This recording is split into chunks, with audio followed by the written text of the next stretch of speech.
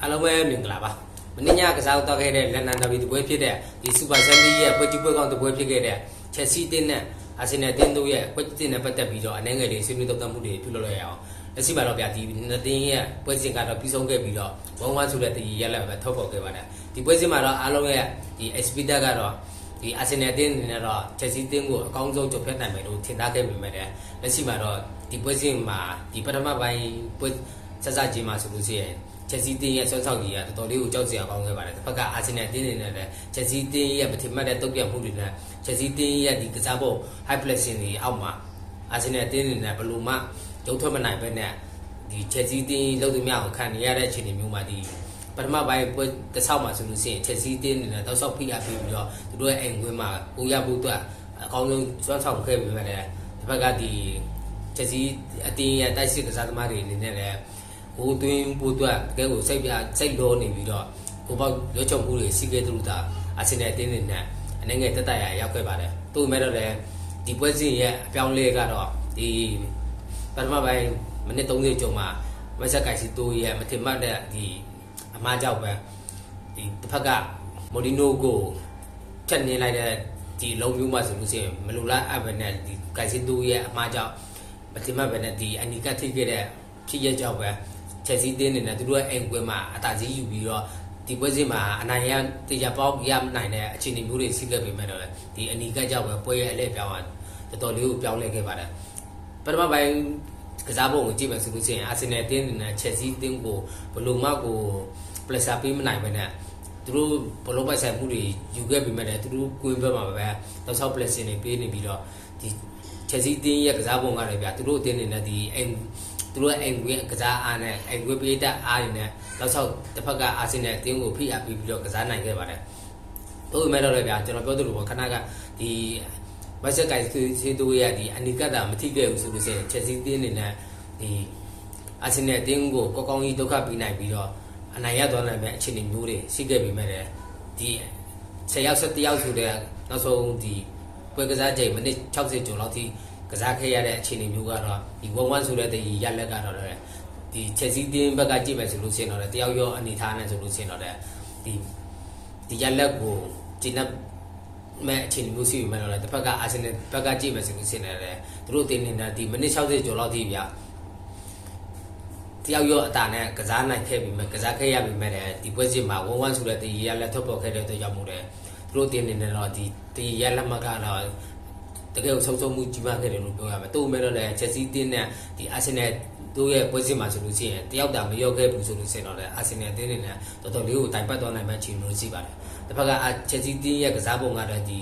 အတင်းကြီးတွေနဲ့တွေ့လို့ရှိရင်သူတို့ရဲ့အိမ်ကွင်းမှာဘာလို့ပြနိုင်လဲဆိုတာကိုဒီပွဲစဉ်မှာလည်းထပ်ပြီးတော့ပြသခဲ့တဲ့ပွဲစဉ်တစ်ပွဲပါပဲ။တယောက်ရောနဲ့တော့မှချက်စီတင်းနေနဲ့ဒီခံစစ်ကိုပိတ်ပြီးတော့တစ်ဖက်ကအာဆင်နယ်တင်းရဲ့တိုက်စစ်ကိုကြက်ကြက်ခံတဲ့အခြေအနေမျိုးမဟုတ်ဘဲနဲ့သူတို့တင်းရဲ့နီးပြအန်ဆိုမာလာကာအနေနဲ့လည်းစာတက်တော်တယ်လို့ပြောရမှာဗျာသူဂျူနိုက်တက်နဲ့ပွဲစဉ်တွေမှာဆိုလို့ရှိရင်တယောက်ထုတ်ပိတ်ခံရတဲ့အခြေအနေမျိုးမှာဆိုလို့ရှိရင်သူတို့တင်းနေတဲ့ဒီကစားသမားတွေကိုအပြောင်းလဲအများကြီးတွေလုပ်ခဲ့တဲ့အခြေအနေမျိုးမှာဒီပွဲစဉ်မှာဆိုလို့ရှိရင်တော့ဒီမိနစ်30လောက်မှာအနီကဒီအလီမက်ဆက်ကိုင်စီတို့ရဲ့အနီကကြောင့်ထုတ်ပိတ်ခံရပြီမဲ့လည်းလောကလူစားပြောင်းလဲမလုပ်ပဲနဲ့ဒီပုံစံအတိုင်းပဲဆက်ပြီးတော့တွားပြီးတော့ကစားခဲ့တဲ့အခြေအနေမျိုးကတော့ဒီနီးပြအန်ဆိုမာလာကာအနေနဲ့လည်းသူ့အနေနဲ့စာကြည်ခဲ့တယ်လို့ပြောရမှာဗျာဒီပွဲစဉ်မှာဆိုလို့ရှိရင်ချက်စီတင်းဒီပွဲစဉ်တစ်ဆောက်လုံးကြည့်မယ်ဆိုလို့ရှိရင်တော့လည်းချက်စီတင်းရဲ့ဒီကွင်းလင်မှာအဓိကအကောင်းဆုံးကစားသမားတို့ပြောပြရတဲ့ဒီလွတ်ကျင်းရဲ့ဒီပွဲစဉ်ကတော့သူ့ကျင်းရဲ့ပွဲစဉ်လို့ပြောရမှာဗျာသူ့ရဲ့ဒီမက်ဆက်ကိုင်စီတူနဲ့အတွဲကြီးကစားခဲ့တဲ့ဒီကွင်းလင်မှာဆိုလို့ရှိရင်တစ်ဖက်ကအန်ဆိုဖနန်တက်အနေနဲ့လည်းသူ့အနေနဲ့ဒီနောက်ကိုပြန်ပြီးတော့ကြည့်စရာမလိုပဲနဲ့စိတ်ကိုပဲတောက်ဆောက်အာယုံဆိုင်ပြီးတော့ကစားနိုင်ခဲ့တာပေါ့သူ့မဲ့တော့ဒီကိုင်စီတို့ထုတ်ပါပြီးတဲ့နောက်မှာဆိုလို့ရှိရင်လည်းဒီကွင်းလေဘက်တက်မှာဆိုလို့ရှိရင်တစ်ဖက်ကဒီအာဆင်နယ်တင်းရဲ့ကွင်းလေကစားသမားတွေဖြစ်တဲ့ဒီတမ်ဘလရိုက်တို့ဇူမီမန်တီတို့အဲဇီတို့ကိုလွတ်ကျတယောက်ထဲနဲ့စင်ဖိုက်ခဲ့တာကတော့လည်းတော်တော်လေးကိုကောင်းမွန်တဲ့ခြေစွမ်းလို့ပြောရမှာဗျာဒီပွဲစဉ်မှာတော့ကျွန်တော်အမြင်ရဆိုလို့ရှိရင်ဒီပွဲစဉ်ရဲ့အကောင်းဆုံးကစားသမားကတော့ဝစ်ကျိလို့ပဲကျွန်တော်မြင်တယ်တစ်ဖက်ကချက်စီတင်းရဲ့ဒီခံစစ်ကလည်းကျွန်တော်တို့တွေစိတ်ကူခဲ့ပေမဲ့တော့ဒီချလဘနဲ့ဖူဖာနာတို့ရဲ့အတွဲကလည်းတော်တော်လေးကိုဒီပွဲစဉ်မှာဒီ တည်ငြိမ်ခဲ့တဲ့ခြေစွမ်းတွေကိုပြသခဲ့တယ်တစ်ဖက်ကကိုသမားစမ်းချက်အနေနဲ့လည်းကဲကိုအပိုင်အခွင့်အရေးတွေကိုတော်တော်လေးကိုသူ့အနေနဲ့ဒီနောက်ဆုံးအလုံးမျိုးဆိုလို့ရှိရင်တရားအနာခံပြီးတော့မှဒီစိတ်ခဲ့တဲ့အလုံးမျိုးဆိုလို့ရှိရင်ဒီချက်စီတင်းရဲ့ဒီ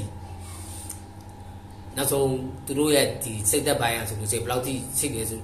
ဘယ်လောက်ထိအခြေအနေမျိုးရှိလဲဆိုတာကတော့သူတို့ရဲ့အိမ်ကွင်းမှာအတင်းကြီးတွေကိုဒုက္ခပေးနိုင်တဲ့အစဉ်လာအတိုင်းပဲဒီပွဲစဉ်မှာတစ်ဖက်ကအာဆင်နယ်အသင်းကို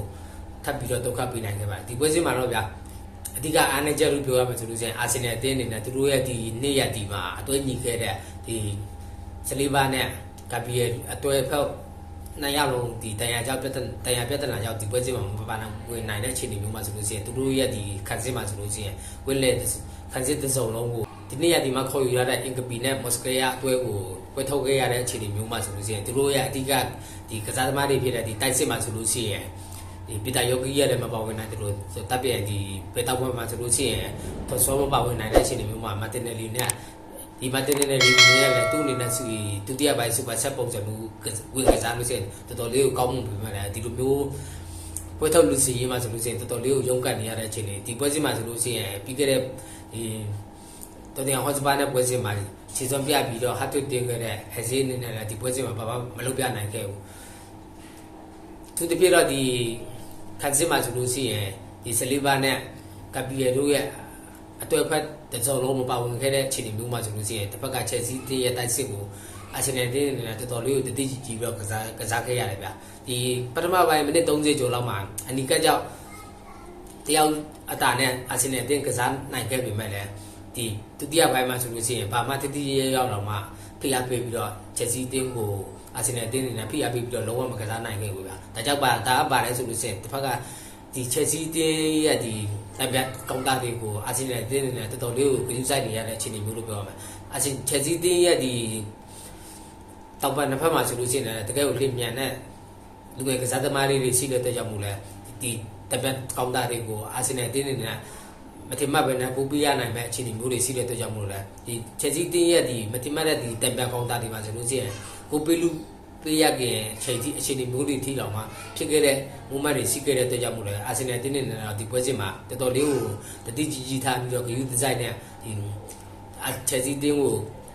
တယောက်အတာနဲ့ကစားရတော့မှတော်တော်လေးကိုတတိကြီးကြီးထားပြီးတော့ဂယူဒီဇိုင်းနဲ့ကစားနေရတဲ့အခြေအနေမျိုးကိုကြည့်မယ်ဆိုလို့ရှိရင်အာဆင်နယ်တင်းနေနဲ့တော့ဒီအဝေးကွင်းမှာဒီနောက်ပိုင်းပွဲစဉ်တွေမှာဆိုလို့ရှိရင်အနေငယ်ရလက်တွေမတိမငြိမ်ဖြစ်နေတာကလည်းဒီနိပြအာဒီတာအနေနဲ့လည်းဒါကို